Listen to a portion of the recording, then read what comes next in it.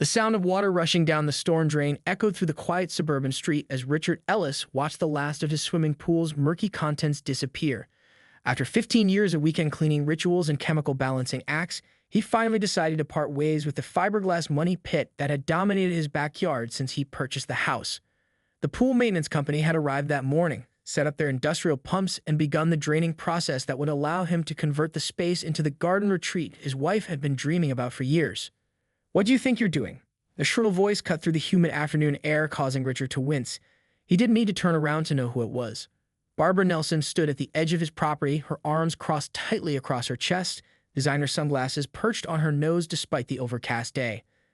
As the self-appointed neighborhood watchdog and member of the Sycamore Heights Homeowners Association Board, she had made it her personal mission to enforce every rule and regulation with zealous enthusiasm. "Hello, Barbara," Richard said calmly, though he could already feel the tension climbing up his spine. "Just having the old pool drained. We're converting it to a garden space." Barbara's perfectly manicured hand flew to her mouth in exaggerated horror. "You can't do that. That's against the HOA rules. All permanent exterior modifications require prior written approval from the architectural committee." She pulled out her phone and began frantically scrolling. Section 7, paragraph 3 of the bylaws clearly states. "I did get approval," Richard interrupted, trying to keep his voice level. "I submitted the paperwork 3 months ago." "Well, I didn't approve anything," Barbara snapped, her voice rising an octave. Several neighbors who had been discreetly watching from behind curtains now emerged onto their porches, drawn by the spectacle unfolding. "You're not the only board member, Barbara," Richard reminded her, feeling the eyes of his neighbors on them. This was exactly why he had scheduled the draining for a Tuesday, hoping most people would be at work. He should have known Barbara's radar for rule violations operated around the clock. "This decreases property values," she declared, gesturing wildly at the half-empty pool. "The covenant clearly states that all homes must maintain their original aesthetic appeal. A half-filled concrete hole is not appealing, Richard." By now, the pool service workers had stopped what they were doing, awkwardly standing by their equipment as the confrontation escalated. Richard gave them a reassuring nod to continue their work. "It's not going to be a hole, Barbara. We're filling it with soil and creating a garden with native plants. The plans were all approved by the HOA." Barbara's face reddened. "That's impossible. I review all the architectural submissions." "Not this one," apparently came a deep voice from behind them. Both Richard and Barbara turned to see Marcus Washington, the HOA president, walking toward them, looking completely unfazed by the commotion. In his mid-60s, with salt and pepper hair and the relaxed demeanor of someone who had seen far too many neighborhood squabbles to be bothered by them anymore, Marcus carried a folder tucked under his arm. "I have the approval right here," Marcus said, tapping the folder. "Signed by myself and 3 other board members 2 months ago." He gave Richard a knowing smile. "The garden plans look fantastic, by the way. Your wife's idea of creating a butterfly sanctuary is exactly the kind of environmentally friendly initiative we've been trying to encourage." Barbara stared at Marcus with undisguised disbelief, her mouth opening and closing without producing any sound. The neighbors watched with poorly concealed smiles as the woman who had cited them for everything from improper mailbox heights to unauthorized wind chimes was rendered momentarily speechless. Richard felt a wave of relief wash over him. The confrontation he had been dreading for weeks had arrived, but so had his unexpected ally. As Barbara finally found her voice and launched into a tirade about proper notification protocols, Richard caught Marcus's eye and mouthed a silent "thank you." The battle over his backyard had only just begun, but for the first time, Richard felt like he might actually win the war. The following morning, Richard awoke to the sound of his phone buzzing incessantly. 6 new emails, all from the HOA's official address, flooded his inbox. Each one, sent by Barbara at hourly intervals throughout the night, cited different obscure clauses from the community bylaws that his pool-to-garden conversion supposedly violated. The last email, timestamped 4:27 a.m., threatened an emergency board meeting to address the community eyesore if the pool wasn't refilled immediately. "She doesn't give up easily, does she?" Richard's wife, Alina, murmured, peering over his shoulder at the screen. A botanist who had been dreaming of converting their rarely used pool into a native plant sanctuary for years, Elena had meticulously designed the garden plans herself. "Do you need to worry about this?" Richard squeezed her hand reassuringly. "Marcus has our back, and we've done everything by the book." Nevertheless, as Richard made his way to the kitchen window, he felt a twinge of apprehension. The sight that greeted him made his coffee mug freeze halfway to his lips. Barbara stood at the edge of his property, clipboard in hand, accompanied by 2 men in suits who were taking photographs of the now empty pool. One of them appeared to be measuring the distance from the pool to the property line. "You've got to be kidding me," Richard muttered. Before he could decide how to respond, his doorbell rang. On his front porch stood Marcus, looking surprisingly cheerful for 7:30 in the morning. "Thought you might need reinforcements," Marcus said with a wry smile, stepping inside as Richard gratefully ushered him in. "Barbara called an emergency meeting of the architectural committee last night. Unfortunately for her, I'm the committee chair, and I declined to convene over what I deemed a previously resolved matter." Richard offered the older man coffee, which he accepted with a nod. "She's out there right now with some kind of inspection team." Marcus chuckled. "That's her cousin who sells insurance and his assistant. They're not inspectors of any kind. It's all theater, Richard. She's done this before." As they moved to the kitchen window, they watched Barbara gesturing dramatically toward the empty pool while her companions nodded solemnly and took more photos. "You know why she's really upset, don't you?" Marcus asked, sipping his coffee. Richard shook his head. "Your pool conversion threatens her status quo. Barbara's been the neighborhood pool queen for years. Her annual 4th of July pool party is her claim to fame. The one day a year when people actually tolerate her because they want access to her over-chlorinated monstrosity." Elena joined them, setting a plate of muffins on the counter. "But we're not the only house with a pool. There are at least 5 others in the neighborhood." "Yes, but yours is the most visible from the main road," Marcus explained. "Barbara's afraid this will start a trend. And she's probably right. Your garden plan is exactly the kind of sustainable initiative other homeowners have been talking about. The Wilsons down the street have been complaining about their pool maintenance costs for years." The doorbell rang again, and Richard braced himself, expecting Barbara's latest offensive. Instead, he opened the door to find half a dozen neighbors, all holding coffee mugs and wearing expressions of solidarity. "We saw Barbara's brigade," said Diane from 2 doors down. "Figured you could use some moral support." Richard welcomed them in, surprised and touched by the show of community. As everyone gathered in his kitchen, he realized that Barbara's campaign had inadvertently united the neighborhood in a way he hadn't anticipated. "She cited all of us for something at one point or another," explained Tom Henderson, who lived at the corner. "Last summer, she fined me for having my garage door open for more than 30 minutes while I was unloading groceries. She reported my bird feeder as an unauthorized wildlife attractant," added Sophia, an elderly woman who had lived in the community since it was built. As they shared their Barbara stories, Richard noticed movement outside. Barbara and her Fox inspection team were now confronted with the sight of Marcus's car in Richard's driveway and the growing collection of vehicles along the street as more neighbors arrived. Through the window, Richard could see Barbara's face growing increasingly flushed as she realized what was happening. With a final glare toward the house, she dismissed her companions and marched across the street toward her own immaculately maintained property. "Round 1 to us," Marcus said quietly beside Richard. "But don't celebrate yet. This is just the beginning. Barbara's tenacious when she believes she's right, and she absolutely believes the rules are sacred text, at least when they benefit her." As if on cue, Richard's phone pinged with a new email notification from the HOA. The community center hadn't been this packed since the contentious vote on holiday decoration restrictions 3 years ago. Every folding chair was filled, and latecomers lined the walls of the stuffy room. Richard and Elena sat in the second row, surrounded by their newfound allies. The turnout was unprecedented. Nearly every household in Sycamore Heights was represented. Barbara stood at the front of the room beside a large easel covered with a cloth, her posture rigid as she surveyed the crowd. She had arrived early to arrange the chairs in classroom-style rows and set up a table with coffee and her signature lemon squares, a transparent attempt to curry favor. Marcus sat at the board table, flanked by the other HOA officers, his expression carefully neutral. "I call this emergency meeting of the Sycamore Heights Homeowners Association to order," Barbara announced, her voice amplified by a portable microphone she had brought. "We are facing an unprecedented threat to our community standards and property values." With a dramatic flourish, she pulled the cloth off the easel to reveal a series of poster boards. The first showed a photograph of Richard's drained pool edited to look more dilapidated than it actually was.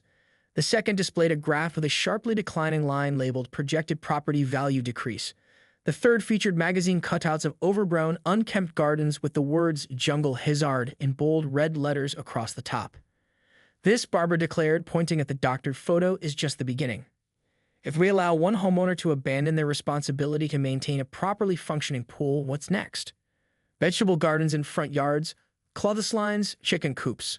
A murmur ran through the crowd, though Richard noticed it wasn't entirely negative. Some people were exchanging skeptical glances at Barbara's hyperbole.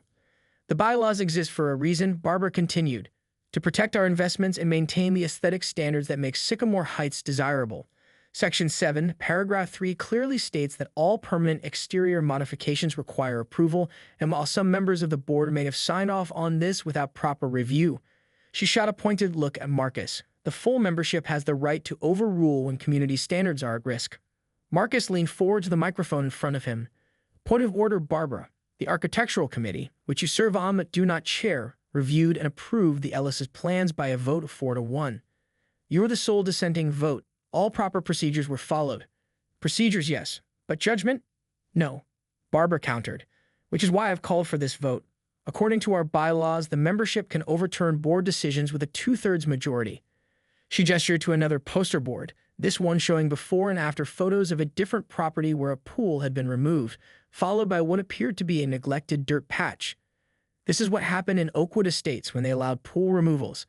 That development has seen a 15% decrease in property values over the last 2 years. Richard felt Elena stiffen beside him. He knew his wife had thoroughly researched other neighborhoods where pools had been converted to gardens, and the data told a very different story. May I speak? Elena stood, her voice steady despite her obvious nervousness at addressing the crowd.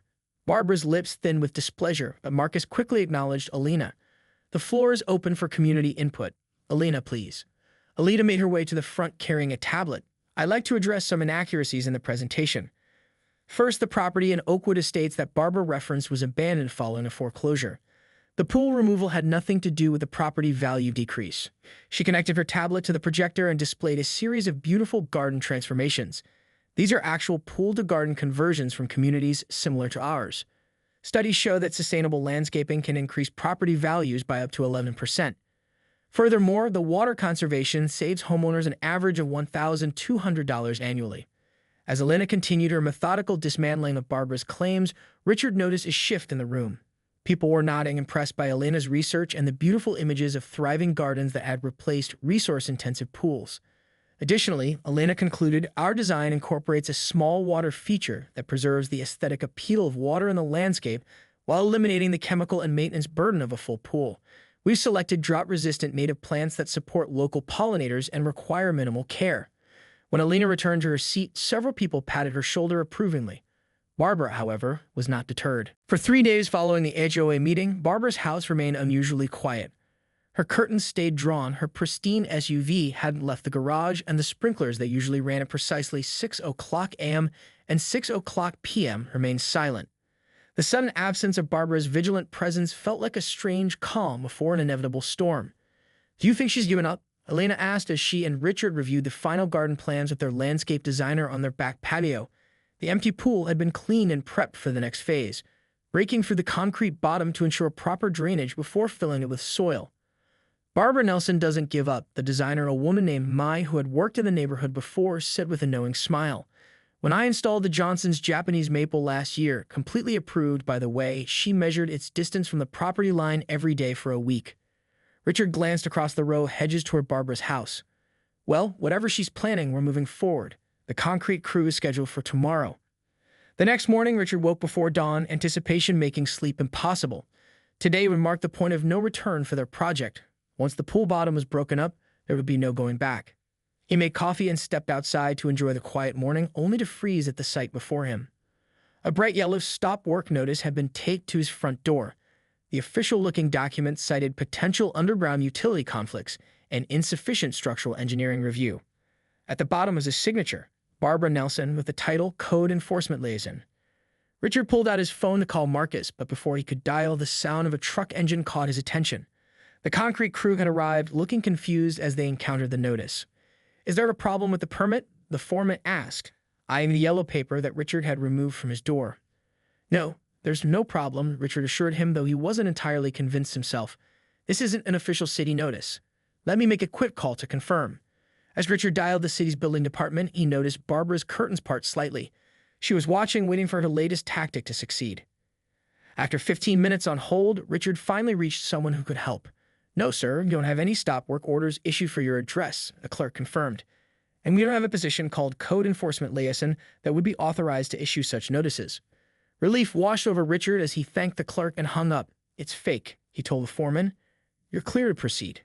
Just as the crew began unloading their equipment, a white SUV with the city logo pulled into Richard's driveway. A young man in a city uniform stepped out, looking slightly embarrassed. "Mr. Ellis, I'm Dave from the building department. We received an urgent report of unpermitted work and potential utility line hazards at this address." Richard's heart sank. "Let me guess." The report came from Barbara Nelson. The inspector nodded, checking his tablet. "Yes, that's right. She's made, let me see, 17 reports about this property in the past week." He looked up, meeting Richard's eyes with a sympathetic expression. Most of them were filed in the middle of the night through our online system. Richard showed Dave their permits and the approved plans. The inspector reviewed everything carefully, then walked around to examine the pool area. "Everything looks in order," Dave concluded, typing notes into his tablet. "Your permits are valid and the utilities have been properly marked." He lowered his voice. "Look, off the record, Ms. Nelson has been flooding our department with complaints about various properties. My supervisor asked me to tell you that if you continue to experience harassment, you should document everything." As Dave was leaving, Richard noticed a small crowd gathering at the edge of his property. Several neighbors had arrived, including Diane and Tom, along with a few others he recognized from the HOA meeting. They weren't there to protest. They'd brought lawn chairs and coolers. "What's all this?" Richard asked as Diane set up a folding table with a pitcher of lemonade. "We figured Barbara might try something today," she explained. "So we decided to have a little garden conversion watch party. We're your witnesses if anything happens." Tom nodded, adjusting his baseball cap. "Plus, I've always wanted to see how they'd break up a pool. My wife's been after me to convert ours for years." Richard was touched by the gesture. As the concrete crew began setting up their equipment, more neighbors arrived. Someone brought a portable speaker and started playing music. 6 weeks had passed since the concrete crew had broken up the pool's bottom. What had once been a coloring-scented water feature was now a lush sanctuary of native plants, stone pathways, and a small recirculating stream that created the soothing sound of running water without the maintenance nightmares of the old pool. Belinda's vision had come to life more beautifully than even Richard had imagined. The garden transformation had become something of a local attraction. Neighbors regularly walked by to admire the progress, and Elena had embraced her new role as the community's gardening consultant, happily sharing plant cuttings and advice. Even the local newspaper had run a feature on sustainable landscaping that prominently featured before and after photos of the Ellis property. Throughout the project's completion, Barbara had maintained her campaign of resistance, though with diminishing returns. The county environmental inspector she had summoned had found nothing amiss. Her complaint to the water district about improper drainage had been dismissed. Even her attempt to cite an obscure bylaw about excessive plant height had failed when Marcus pointed out that the rule applied to front yards only. As Richard watered a cluster of newly planted salvias on a pleasant Saturday morning, he noticed Barbara's curtains twitch. She had been conspicuously absent from community activities since the day the concrete crew arrived, her usual patrolling of the neighborhood replaced by surveillance from behind closed blinds. "She's watching again," Richard mentioned to Alina, who was arranging river rocks along the garden path. "She watches every day," Alina replied without looking up. "I started to think of her as our garden's unofficial security system." Richard chuckled, though he couldn't help feeling a twinge of sadness at the situation. Barbara's self-imposed isolation seemed an unnecessarily bitter outcome to what had ultimately been a positive change for the neighborhood. Later that afternoon, as Richard and Elena hosted an informal garden warming gathering for the neighbors who had supported them, Marcus arrived with surprising news. "Barbara's put her house on the market," he announced quietly, accepting a glass of iced tea from Alina. "Listed it yesterday. Price to sell quickly." A hush fell over the small group gathered on the Ellis' new patio. "Is she really leaving because of our garden?" Elena asked, concern evident in her voice despite everything Barbara had put them through. "I don't think it's just about your garden," Sophia said. "Barbara's been fighting change in this neighborhood for years. Your project was just the battle she finally couldn't win." Richard frowned, feeling an unexpected weight of responsibility. "Maybe I should talk to her. We never wanted to drive anyone away." "That's because you're decent people," Marcus said. "But this is Barbara's choice, not your burden." As the party continued, Richard found himself glancing repeatedly toward Barbara's immaculate house with its Forest SAL sign staked precisely in the center of the front lawn, positioned at exactly the height specified in the HOA guidelines. The next morning, Richard made a decision. He selected the most vibrant arrangement of flowers from their new garden, coneflowers, salvias, and black-eyed Susans, and walked across the street. He hesitated only briefly before ringing Barbara's doorbell. After a long moment, the door opened. Barbara looked smaller somehow, less formidable, without her clipboard and rulebook. "What do you want?" she asked, though her tone lacked its usual sharpness. Richard held out the bouquet. "I heard you're moving. We'll miss having you in the neighborhood." Barbara eyed the flowers suspiciously, but eventually accepted them. That's not necessary and not true. Which part? The missing you part, she said flatly. No one will miss me. I'm well aware of what people think. Richard shifted uncomfortably. People respected your dedication to the community, Barbara. They just didn't always agree with your methods. Barbara's gaze drifted past him to her perfectly manicured lawn. I believe in what this place stood for. Standards, order, predictability. Her eyes found his again. Do you know why I joined the HOA board in the first place? Richard shook his head.